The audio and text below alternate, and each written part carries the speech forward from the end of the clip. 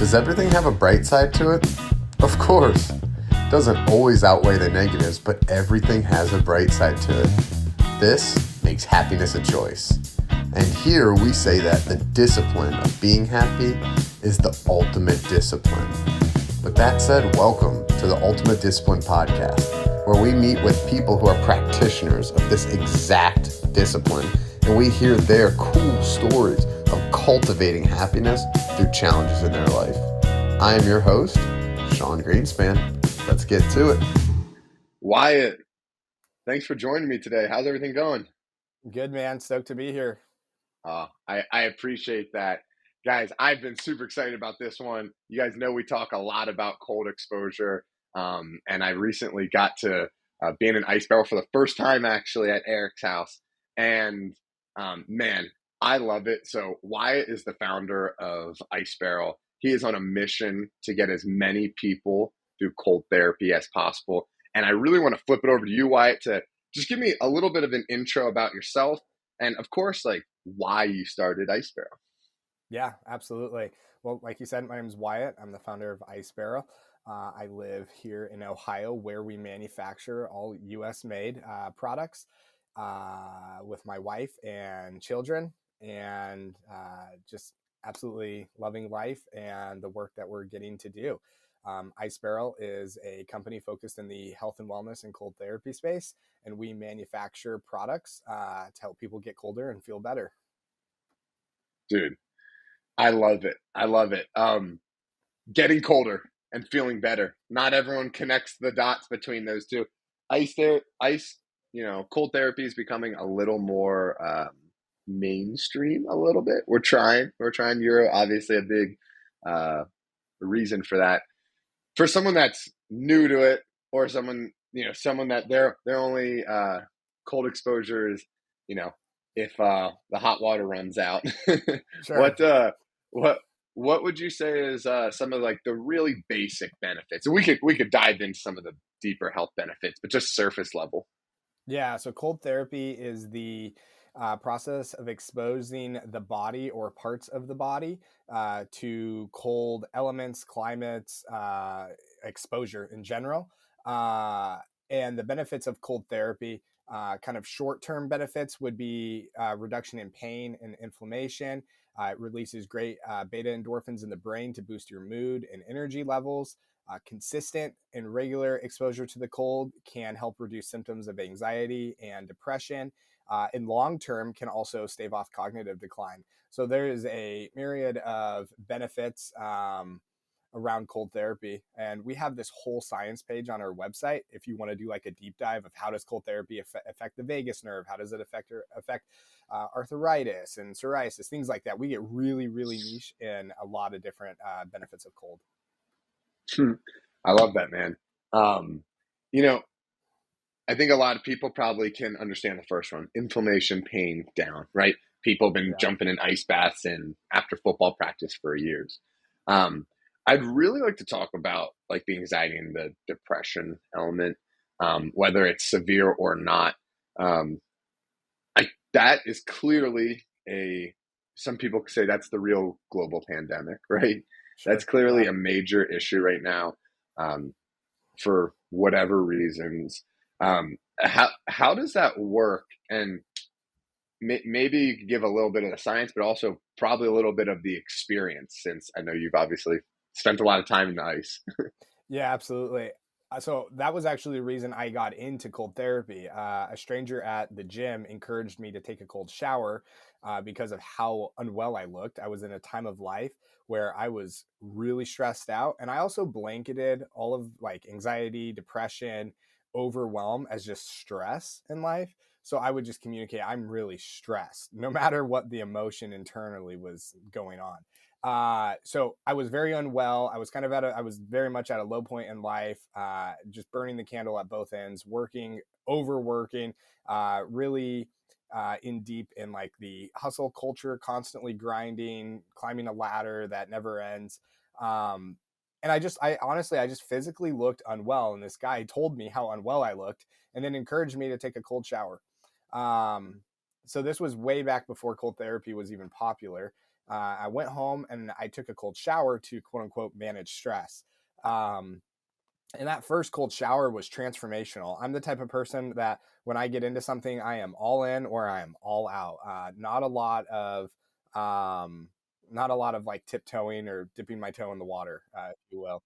So I jumped in a cold shower and I just kind of grit and bared it and stood in there, and yeah, it was incredible. I immediately experienced like that beta endorphin boost in energy levels and mood. What it did though is it really brought like a new level of presence and awareness to me in that moment. And it was extremely impactful. I got out of that cold shower and I felt good.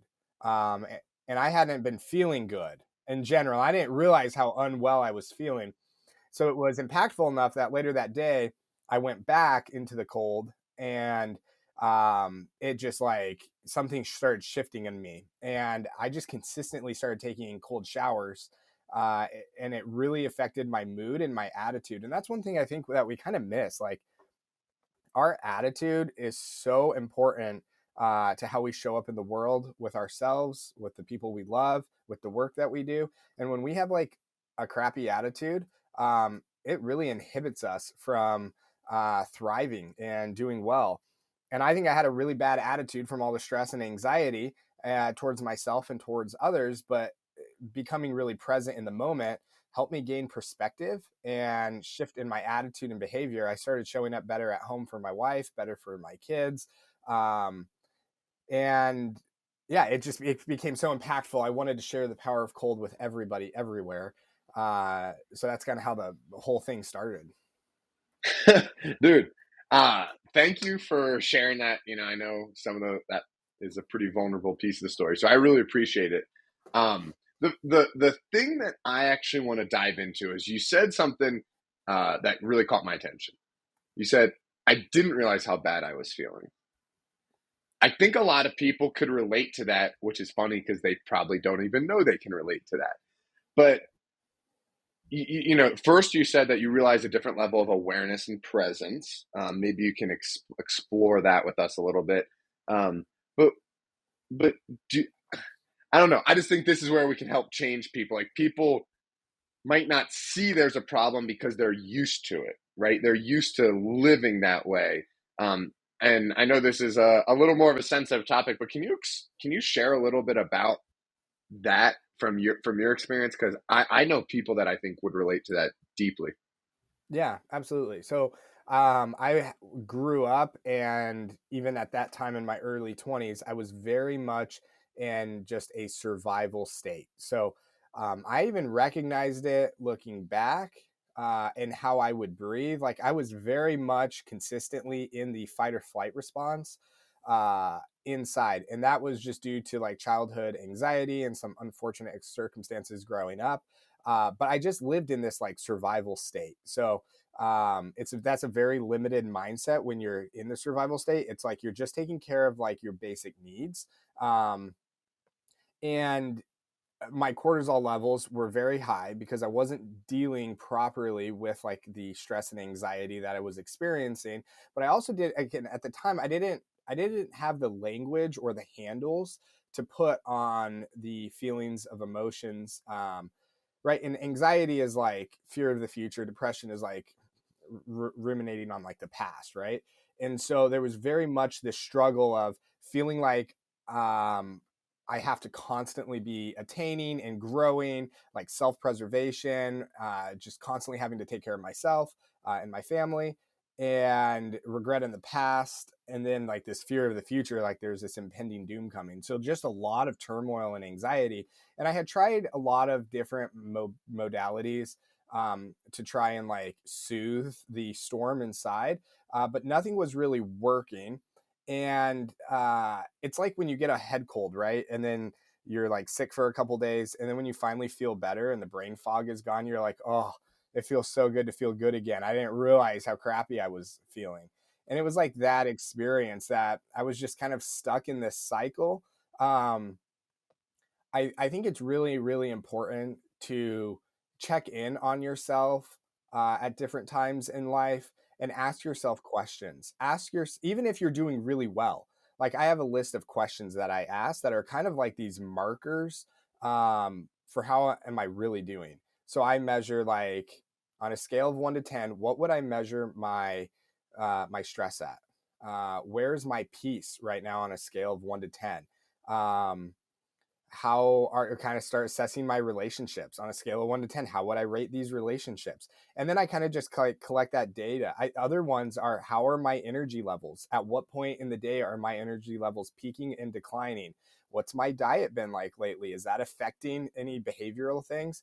Another important one for men is like, how's my sex drive? Like, that's a really important marker from like a hormone standpoint. And stress and anxiety start reducing testosterone and start driving that down. So that's like, hey, if that's missing, then there's something else going on. So like just diving into all of these markers and checking in with myself and then measuring, okay, here's where I'm at, here's what I want to be. And a lot of times you can start changing those things through changing your environment and your experiences. Like if you need a short burst of feel good and you need to like start winning, because when you start winning, you want to keep winning, and that's important. It's not sustainable. But just start stacking your days with 100%. Yeah. And so if you can get going and just start stacking your days with little wins, because winning increases dopamine and makes you feel better. And so if you can start stacking your days with little wins, then you're going to just start naturally feeling better. But again, like, feeling good isn't sustainable, but peace is sustainable. So in all of that, looking for a path of peace is most important. And generally, we experience most peace when we're present. So finding practices that lead towards presence of mind, activities that keep you focused and present are super important in life. Dude, you nailed it. You nailed it with like that, like I mean the whole thing, but like those little wins, man. Um, I I've always had this theory, right? Unfortunately, I watched my grandfather's health decline and him pass away, and it just passed away from old age. He was 94, right? And I always like at the time when I started seeing this decline, I was maybe 10. And I remember trying to explain to him, I was always enamored with exercise and physical movement. And I would try to explain to him, like, I called him Popeye. His name was Ira. I said, Popeye, like, you sit on the couch all day, watch TV. And then, like, the doctor told him he should walk. He bought a treadmill. And then you say you don't feel like walking. Well, sitting on the couch and watching TV and then maybe eating something unhealthy makes you have less a chance of walking. So you don't walk this day. But then when you wake up the next day, you have less a chance of walking because you feel a little less energy, and versus the other way around. If you did walk and then afterwards, maybe like instead of eating a cheeseburger and fries, it's like, hey, maybe like a burger and a salad, like just the little win, right? That keeps like the momentum going. And the next day it becomes easier. You are healthier and have more energy, so walking becomes easier, so then you have more energy, right? And it's cyclical. So I think the little wins are huge. I think people don't give themselves enough like love and credit. Like every time I tap my water bottle, it's the 32-ounce water bottle. I don't know, I drink 8 or 12 a day. Every time I do that, like I give myself a little pat on the back. Is it a big deal that I drank a bottle of water? No. But like we all know how important hydration is, especially to energy levels, like, keeping like weight off, like lots of things. So it's like, why not celebrate that? Like life's all about celebrating. So Yeah. I really appreciate that. Yeah. I'm really big on like, it's the sum of all the little things in life that make the whole. So take care of the little things. 1% improvements every day add up. I remember when I sat down and it was time to really grow the company, and I had this to-do list that was literally like four scrolls through an Excel spreadsheet. And I was like, how am I going to do this? And a mentor told me, he said, just take care of 1% of these a day. Just focus on that. And before you knew it, we were like through the to-do list. At the end of the day, the only two things you can control is your attitude and your effort. And when your attitude is struggling, start stacking experiences and changing the environment to improve it. And And when the effort is lacking, right, that's time to put in discipline over motivation. And so when you can control those things, the results, no matter what they are, they will take care of themselves. Attitude and effort. Effort. I love that. Yeah. Hell yeah, man. For sure. For sure. Um, I'd love to hear a little bit about how you grew Ice Barrel. I, you look like a young guy. Ice Barrel is doing really well. I mean, I'm sure you're proud of it. Something you definitely should be, man. And we have a lot of entrepreneurs that listen to this. Did you have like a clear, like, what do you think were some of the things that, you know, would be worth sharing? Like, did you have a really clear vision for the company? Um, did you get funded, or whatever you feel is kind of key to some of Sure. the growth that people can learn from? Yeah. Sure. I mean, a couple, I guess, like cliche things, but like the idea of going fast or lone or far together, and the efforts to share the power of cold with everybody everywhere. That's the long game. And so hiring people and surrounding myself with people that are a lot smarter than me and have a lot of experience. So I think we have built collectively as a team, really, really strong culture in the company and team. And that has definitely attributed to the impact that we've made. Secondly, I mean, get yourself around like amazing mentors and don't limit yourself. Like find the person that you want to learn from and go after that. That's so important. I've had through this journey some like really, really amazing mentors that help me when I get stuck. And we all get stuck. We don't know what we don't know. And so when you come up against something that you don't know, it's amazing to have a Rolodex of people that you can call and say, hey, I'm stuck here. You've done this before. What did you do? Or what do you recommend? Or if you don't know, where would you recommend I go? So extremely grateful to my mentors, specifically call him out, Andy. Andy's my guy. He is just a brilliant businessman, and I'm so incredibly grateful for the support that he's provided to me on a mentorship level. Secondly, again, very cliche, but like winners focus on winning and losers focus on winners. Stay very, very laser focused on what the vision and the mission is, and put on those blinders and go. Don't get distracted with what's happening around you. That's one of the reasons, like, I'm not on social media. I don't watch the news. I don't even own a TV in my house. I'm very, very just focused on the impact that we're working towards. Dude, man, those are some knowledge bombs. I appreciate it. I think mentors, you hit it. Saying find a mentor, cool. That's worthless to me. Saying don't limit yourself, man. Like that is it. Like find that, like exactly what you said. Find who you want to work with and work with them. Like I think a lot of people want to have impact. If you reach out to someone, no, they might not be able to coach you an hour a week, on video calls or whatever. But if you show like, hey, like, maybe it's someone that you don't know that you reach out to, and I'd say like, I've seen that you've been able to do this. I'm trying to do this. I'm stuck. Do you have any advice? Like most people want to help, and I really appreciate you sharing that as far as, motivating people to dream big about that. And, I've never heard that actually. Winners focus on winning, losers focus on winners. I love that. I wrote that down in the footnotes. But I have heard, what's the old saying? Like winners focus on ideas, losers focus on people, things, and places, something like that. Yeah. But it's more, or talk about ideas and people and places. And I think that's true. Like, all the time I hate conversations about like logistics. I hate conversations about like what others are doing. Like I don't have so much patience for conversations about doing something. It's like, I want to have conversations. Like I want to just do it. Like, let's get to it. You know what I mean?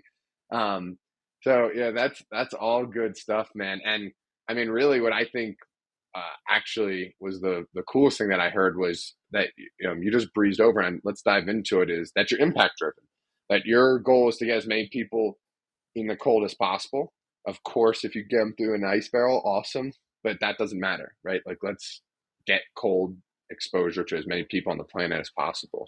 How do you think that's played a role? How do you think having, an impact greater than ice barrel has played a role in the growth of ice barrel? I mean, it's why we all get up every day. Our community stories, where I was just met a customer and met him in person. Actually, we did an ice bath together, which was really cool. But the reason that he practices cold therapy is he has a son with special needs, and he said when he takes an ice bath, uh, 5 minutes a day, he shows up so much better for his son. Another customer in our community was a young guy dealing with bullying in school. The ice bath for him gave him the confidence to show up at school. Another customer of ours, she struggled with panic attacks, and she was recently postpartum, and trying everything, right? And if you have kids or a wife or anything like that, like postpartum is no joke. And um, she was using cold therapy as a way to manage anxiety and panic attacks so she could show up better as a mother. Um, like those types of stories just drive us. Like cold therapy makes well-adjusted humans, and we need more than ever in life well-adjusted society. And so for us to be able to devote our time and resources to a quantifiable impact, like sharing the power of cold and continually hearing these stories of how people are using this modality to show up as a better version of themselves. And it's not like making resolutions or goal setting or like taking pills and wondering if it's working. It's like an actual quantifiable practice that gives you a feeling, a sensation, and changes your life. Dude, So that, I mean, that's why we do what we do. yeah, man. I want to tell you, you paint such a beautiful picture. Like someone could show up for their son, and like let's like put ourselves in that person's shoes. Like having a son with like mental disabilities takes a lot of time and energy. So much, dude. Like I couldn't even imagine, and I feel for that person. And I think it's also a beautiful opportunity for them to practice their own, their own patience, their own resilience, their own happiness discipline, right? And if you can like help them do that, dude, like why? You guys have changed the world, man. That's awesome. Yeah, I thank you. am super passionate about it and just talk about it on this podcast, talk about it with friends. Like I on my birthday, I live in Lake Tahoe. We got 3.5 feet of snow on my birthday, and in a blizzard, we drove down and jumped in the lake, dude. It I was love that. that was one of the coldest ones because I mean, if you do it, in like freshwater, we had waves coming in, dude, and like you just can't build that like thermo layer. Whew, that shit will fuck you up. It's um, wild.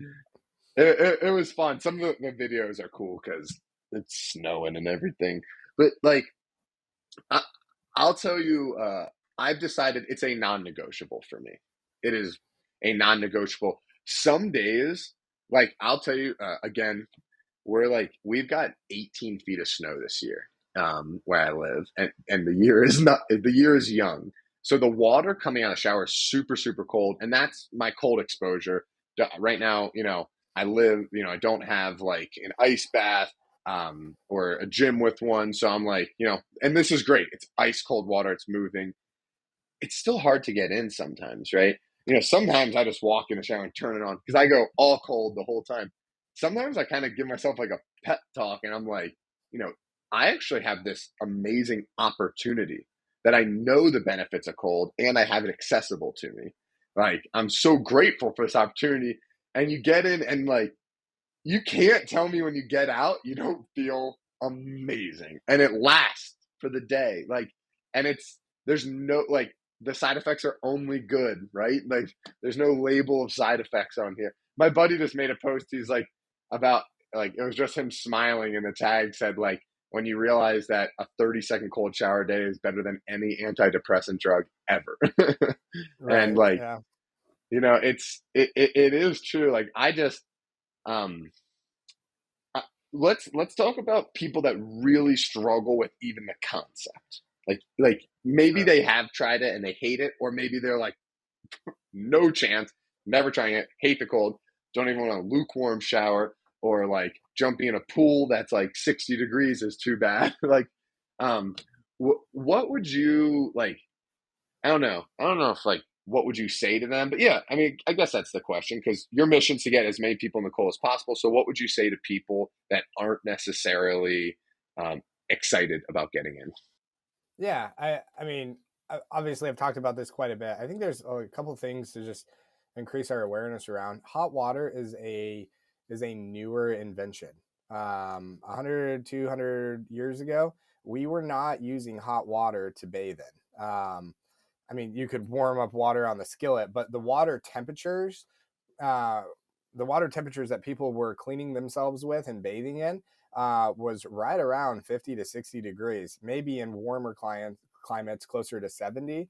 Um, but again, there was a lot of practices that would jumpstart the hormetic process in the body that were uncomfortable, that were just like requirements for existing. So a lot of our modern conveniences have made us um, not as adaptable to certain forms of what we would consider suffering.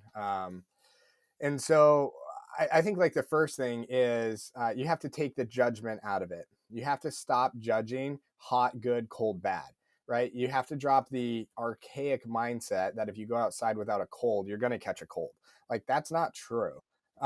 And there's no science supporting that. There's more science out there showing that exposure to the cold will, yeah, strengthen the immune system. So like we have to take the judgment out of it. The cold does not discriminate against any man. So there's no reason to get in there with like an attitude towards it. And so when you can take the judgment out, that's step one. Also, there's like an element where you have to be very clear on why you're doing what you're doing. And if you're not even at that point, like the conversation is not go take a cold shower or go expose yourself to the cold. Like the benefit has to outweigh your existing suffering, right? Choose your hard. Is it going to be like the hard of a 5 minute ice bath or cold shower a day, or is it going to be the hard of anxiety throughout the day? You know, if you can get that one win in there, that is going to change the course of your day, that's probably the most important thing to focus on, not like the heart of suffering that you're living in. The other thing is like education helps when you know like why you're doing what you're doing. That also changes your perspective and attitude towards it. So go do the research on cold therapy, see why people are doing it and why it's changing so many people's lives. Um, and I guess the last thing I would end with is um, it's important to take the judgment off yourself as well. There's been so many times throughout the years when we were doing different events. There's always somebody in the crowd that thinks like cold is so bad, and they have kind of a chip on their shoulder. And I have a standing offer. If you're that person and I'm at that event, I will give you $1,000 PayPal or Venmo in front of everybody if you try the ice bath and you get out and you're not feeling better, if you don't have a smile on your face, if you get out and say that was an awful experience, I will pay you $1,000. I have never once out of thousands of ice baths paid that $1,000 because even that person that is so anti whatever, they jump in and they have an incredible experience.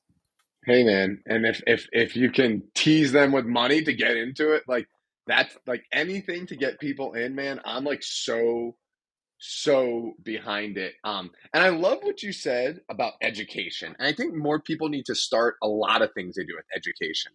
Um, I have people very close to me in my family that like are trying to start exercise habits and they don't have a goal and they really don't understand it, right?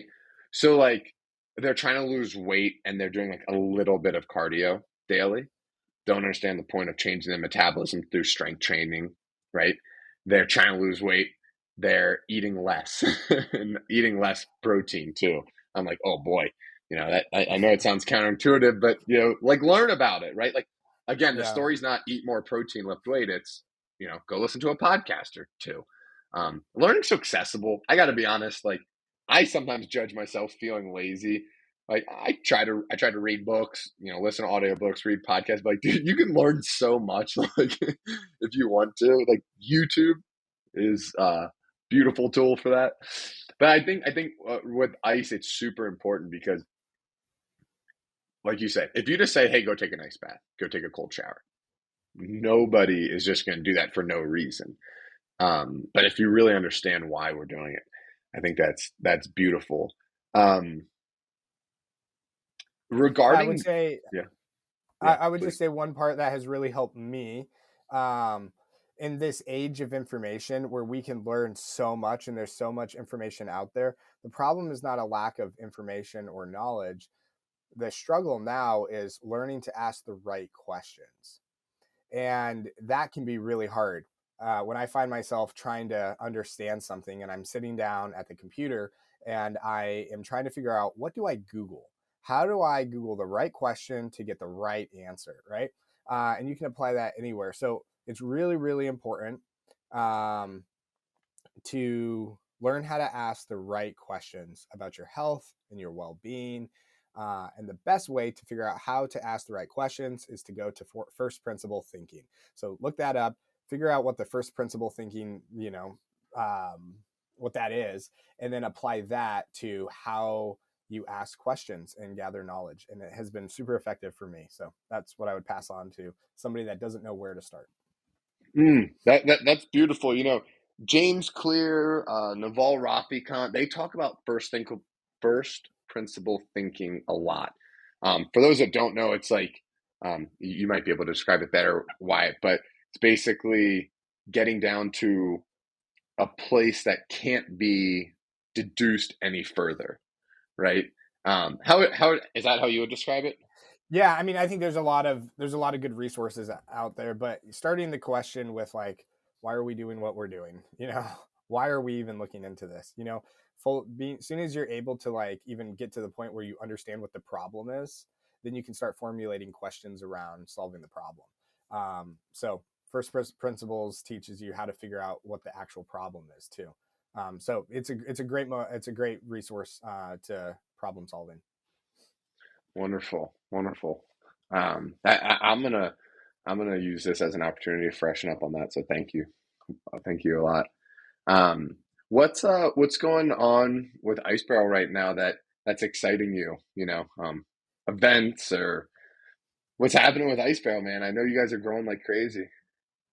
Yeah, we're really excited. We've spent a lot of time, a lot of resources listening to the cold therapy community, listening to the struggles, the desires, the imaginations, and we are really excited to be releasing quite a few products and resources this year for the cold therapy community to further our mission of creating accessible and effective solutions.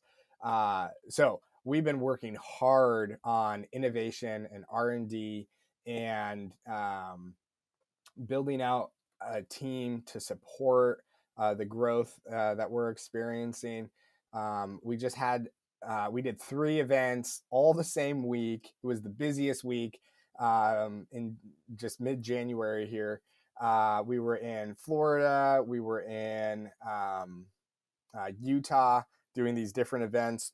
We were at Wadapalooza and just had an incredible time just sharing the power of cold at these events. I went to 2 of them myself to support the team, and it was so cool, so exciting. So we've been up to a lot. Um, we're already not even in February yet, and I feel like we have just completed an entire quarter. So we have just been, everybody is just completely stacked right now, but we're very motivated, very excited for the year. Dude, that's awesome. Like listening to the community and creating solutions for it is something for any entrepreneur out there. It's something that I've learned from probably the hard way. Is a lot of times the answer is right there. Just ask them, right? And then give them the solution. I love that. I love the in-person events. I got to tell you, um, I know at a high level like what we do at Greenspan Consulting, but we're really about helping expand the impact of mission-driven fitness and wellness companies and personal brands. So people that have great missions and companies like Ice Barrel. And, one thing that we're really looking forward to is we're going to start hosting fitness and wellness events, right? I don't have a clear vision around it. Entire I don't actually, I take that back. I have a very clear vision around it. I don't have the details worked out, but basically an opportunity to bring some of the things that I feel are really part of that like non-negotiable category of health and wellness, like a little bit of mindfulness, like a little bit of movement every day. Ice, right? I'd like to, saunas. I want to talk to Peter about that. And just like host these like sweet events where it's really building a community around it all. And I feel like that's definitely a trend right now. Like people are starting to crave the in-person. I don't know if it's coming off of COVID. I don't know if it's like that everyone's been on social media and they want to actually meet people. But I love to hear that, you guys have been doing quite a few events. Have you found that more beneficial for the business, just fun, little bit of both? Yeah. Again, I mean, we want to just expose as many people as we can to the cold. So events are a great place to get eyeballs on the experience and to simultaneously, right? You see it, you experience, you share that on social media. So events are a huge part of how we share the power of cold. And they're a lot of fun to do as well. I think everybody on the team enjoys going out and doing events. Everybody on the team as well, no matter, I think there's probably only one person on our team that has not activated at an event before. Everybody knows how to coach people through cold therapy, which is really amazing, actually. So we can ask, our warehouse manager, our customer service manager, our social media manager to show up at an event, and they know what to do. And so having that thread through the organization is just so impactful. That's pretty cool. That's really, I don't know, that's super exciting. I'll tell you, I held my first retreat, man, at the end of last year. I'm starting to host some retreats that are around getting people in the flow mindset. And ice obviously is a killer way to do that. And I actually had someone who can coach people through, cold exposure there. And it was crazy. I mean, some people who like, it's funny like you said, it's the cold isn't biased towards anybody. Everyone has that same experience. And some of my buddies who are tough as nails were really struggling through it, and found their peace in it. I'll tell you, I was at a retreat, a retreat focused on cold exposure before, and I got in it. I got in the ice bath, and what I do first thing I did was flex, right?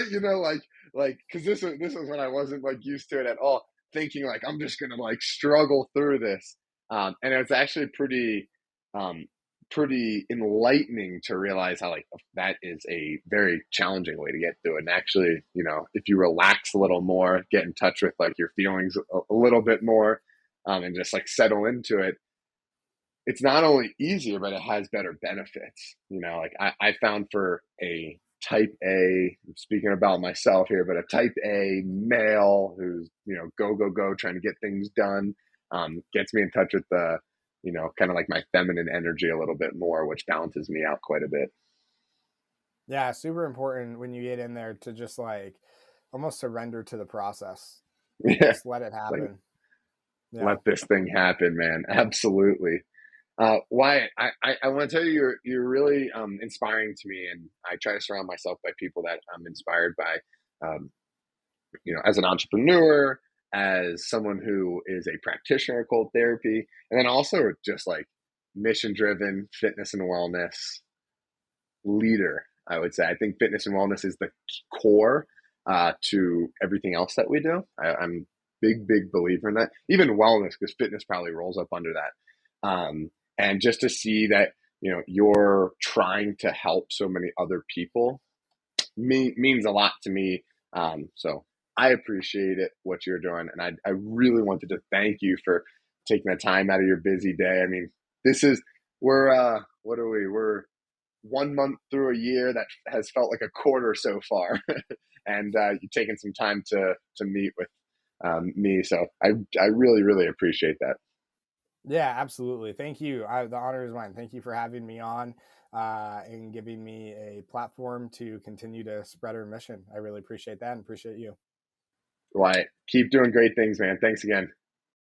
Hey, thank you for watching today's episode.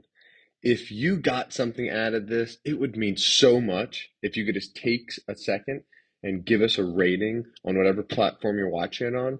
And it would mean so much to the world if you could just find one person that you think this message resonates with and you can share that with them. Thank you so much for your support. Looking forward to share the next episode with you.